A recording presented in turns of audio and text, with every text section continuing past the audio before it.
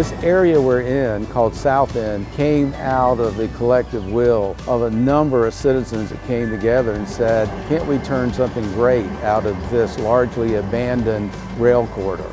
I love it here because it's very convenient, it's walkable. I don't even have a car here. On a sunny day, just put your sneakers on, run or walk all the way down to work. And then on a wintry day, just put on your coat and hop on the light rail. It's easy as can be. So the rail trail is much loved by the citizens of Charlotte, and it's been recognized by planners across the country for a great place. And that's because of the rail trail and the incorporation of land use and transit into the single corridor. Passing by on the right-hand side is the Cat's Blue Line of the light rail. Here we have the rail trail, and of course, all around you can see the development that is unfolding. It's amazing to see the transformation of this area. And so there's been nearly $1 billion of private investment along the Blue Line, along the rail trail. This is a unique opportunity for people to live where they can both walk, they can actually take a rail line, and more importantly, their choices. You can see where people are making choices to live differently. It's a generational change, and it's something that we planned years ago, did not have the expectation that it would thrive like it is now. Individuals opening up restaurants, creating job centers, and it's because of the transit aspect. The private money really did very quickly follow the public money, and now, as you can see, are generating millions and millions of dollars in tax revenue. They've created thousands of jobs. This train here, this is what feeds Atherton Mill, and this is what feeds South End. People coming up from all other parts of town, coming from downtown, the hotels. We go to the hotels and have them let people know that it's just a quick train ride up here, and a lot of our employees utilize that to get back and forth to work. Hi, my name is Franny Cohen. I work at Biddy and Bode. It's a coffee shop that employs people with disabilities. I'm not able to drive, but it's important for people to know that there's other options to get around Charlotte. There are a lot of young adults out there that cannot drive and need transportation to get to work, so it's really important that we have a light rail system that gives them more freedom and more independence to live their lives as well.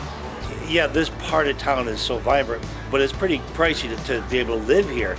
So you can live outside of this area here, still be affordable, and still make it super, super easy to come to work, or even if you're off work, come down here and enjoy the nightlife, enjoy dinner and stuff like that. It makes it accessible for everyone.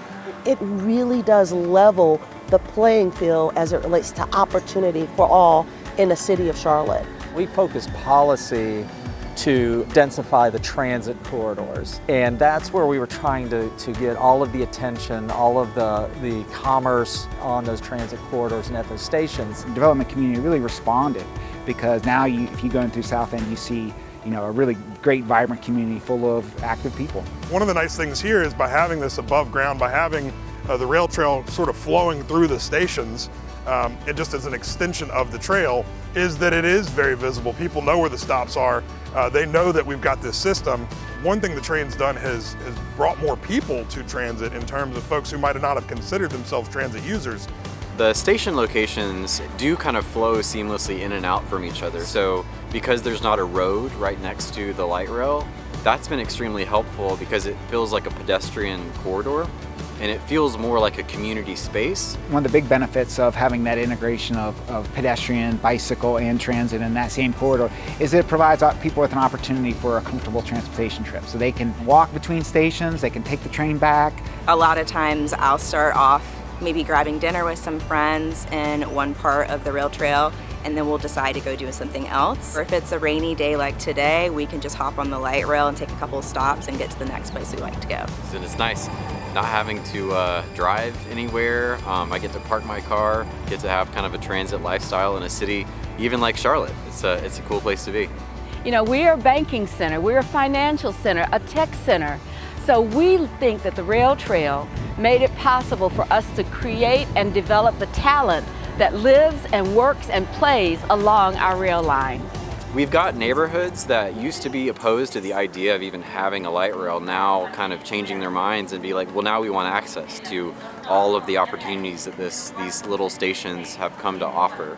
If we were to just simply have the rail trail, of course we'd have people who come out and enjoy it, but I think the multiplier effect is having it directly connected to transit. That helps our economy. That's what I think is the beauty of this place. It's really this collection of connectivity. This as a freight line between two neighborhoods was really a dividing line. It was divisive. Light rail and the trail actually brought people together culturally. It was kind of the zipper that brought people together, and it's no longer that divisive element in the community. I think you have to have a piece of a place and a piece of an idea of a place before things can really blossom like they've blossomed here. But if you have that going on, and then the overlay of the transit is really makes things happen big time and a lot faster. If you could have that as well as the pedestrian trail simultaneously and coexisting, that's a huge catalyst for development.